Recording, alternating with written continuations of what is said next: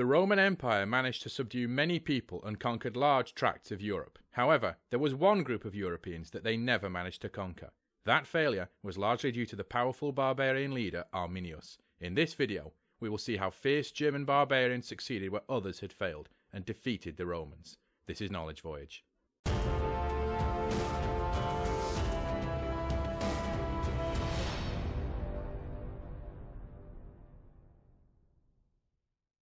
The Rhine River divided Rome from the Germanic tribes that lived in the thick forests of Germany.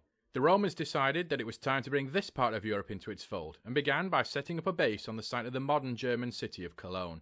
This would be their launching pad for further invasions into Germany. However, there was someone who wasn't too keen on this, and his name was Arminius. Arminius was born in BC 17 and was one of two sons of the Germanic tribal chieftain Sigmund. Sigmund was chieftain of the Cherusci tribe. Arminius is the Latin version of his German name, which was Irmun, and Irmun is one of the names for Odin. Germanic tribes would worship around poles known as Irminsul. Arminius is sometimes referred to in modern German as Hermann. Arminius is described by the Roman historian Velleius as a young nobleman, strong of hand and quick of mind, and far more intelligent than your average barbarian. Ardour of his face and eyes showed a burning spirit within. Arminius and his brother both served in the Roman army as federati, that is, barbarian allies. This could explain how he picked up his knowledge of the Roman army's strength and tactics, and this would help explain his later famous victories over them. This was an insight other anti-Roman rebels lacked, and this may explain why he succeeded where many others had failed. It could also explain how he picked up a loathing of Rome. Even at this stage, Rome was becoming decadent. Roman historian Tacitus described the Germans as being characterized by being honest, family-orientated, and having a deep sense of honor. The drunken orgy fans of Rome were less appealing to such people. Arminius may also have had ambitions to unite the German clans under his rule, which a Roman conquest of Germany would have put to an end. Arminius was a Roman army veteran.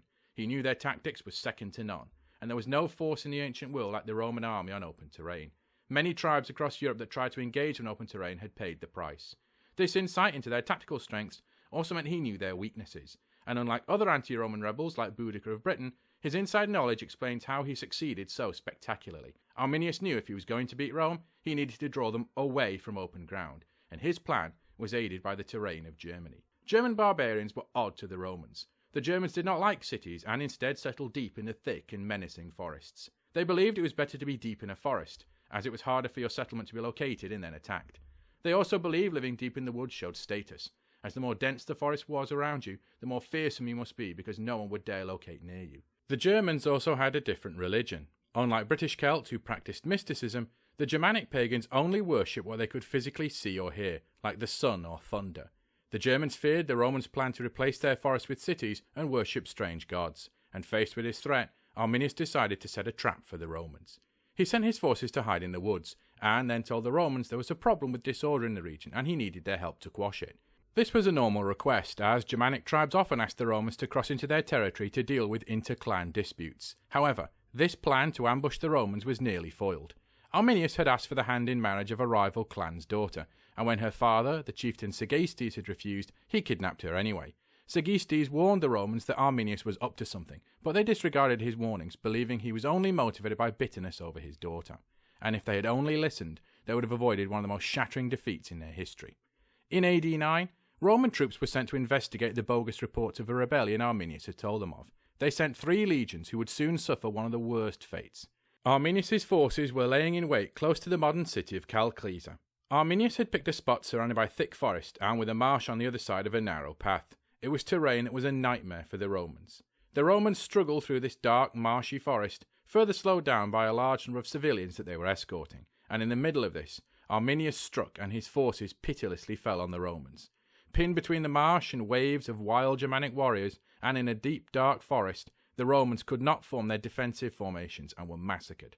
Realizing the battle was lost and capture was certain, the Roman commanding officer committed suicide. For the survivors, a horrible fate awaited them. They were rounded up and dragged to forest clearings. They were then cut open and beheaded, with their heads nailed to oak trees as offerings to the Germanic gods. Years later, a Roman search party would find the skeletons of the lost legions with their skulls still nailed firmly to the oaks.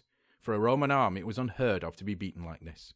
When news of the 17th, 18th and 19th legions' defeat reached Rome, there was panic. Rumours began flooding in that supernatural events were also happening in Germany. The Romans had constructed a statue of their god of victory, with its finger pointing towards Germany to symbolise the coming conquest. Rumours now came in that the statue had mysteriously begun pointing in the opposite direction, as if to point the Germans towards Rome. The then Emperor Augustus is said to have suffered a major psychological breakdown upon hearing about the destruction of his legions. Witnesses reported him crying out in a voice they described as, quote, old and strange, begging for the gods to give him back his legions. His successor, Emperor Tiberius, who had seen action as a soldier in Germany, was determined to avenge the defeat. He was hoping to employ the usual Roman strategy to defeat barbarians.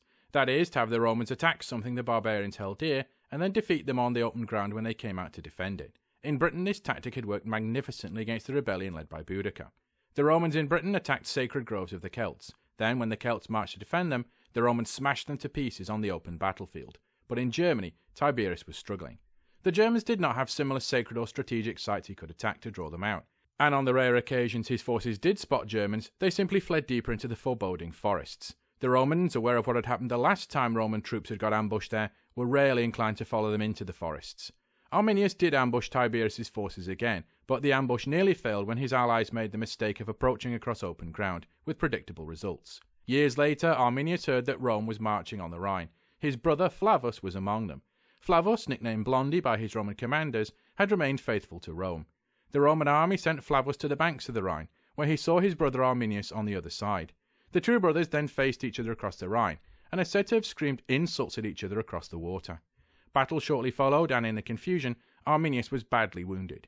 The Romans hoped to take him alive, where he would be tortured and killed in the arena as punishment, but Arminius had a plan. Like the fearsome barbarian he was, he dipped his fingers deep into his wounds and smeared the blood all over his face.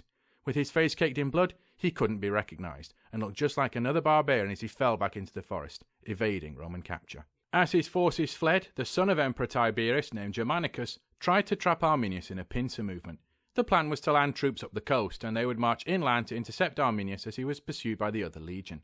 However, a shipwreck destroyed this fleet, and the local tribes reported seeing Roman bodies and supplies washing up on shore. With one of the two pincers gone, Arminius was able to escape. Germanicus wanted another shot at taking Arminius alive. However, Rome felt the barbarians had been taught a lesson. Their recent defeat in battle on the river was seen as vengeance enough. Furthermore, Germany had no rich resources or crops, and Rome felt there was no point trying to capture a wilderness full of swamps and trees. Rome forever abandoned its plans to take Germany. And back in Rome there was a victory parade, and at the head of this parade was Arminius' young son. You may recall he kidnapped his wife and she became pregnant. However, the Romans were able to capture her. Arminius' son was then born in captivity and marched through Rome in place of the father he would never meet. Whilst the Romans would cruelly parade the young German boy through the streets, they would never succeed in capturing his father Arminius himself. Speaking of Arminius, he was busy preparing to unite German clans under his rule. The Romans had abandoned Germany, and infighting broke out amongst the Germanic clans. During this infighting, a German rival contacted Rome, offering to poison Arminius if they could supply the potion. However, the Romans were not interested in meddling in barbarian feuds. However, Arminius would eventually meet his end, not at the hands of the Romans, but at the hands of fellow barbarians. It is believed he was almost certainly killed by a family member during power struggles he was involved in.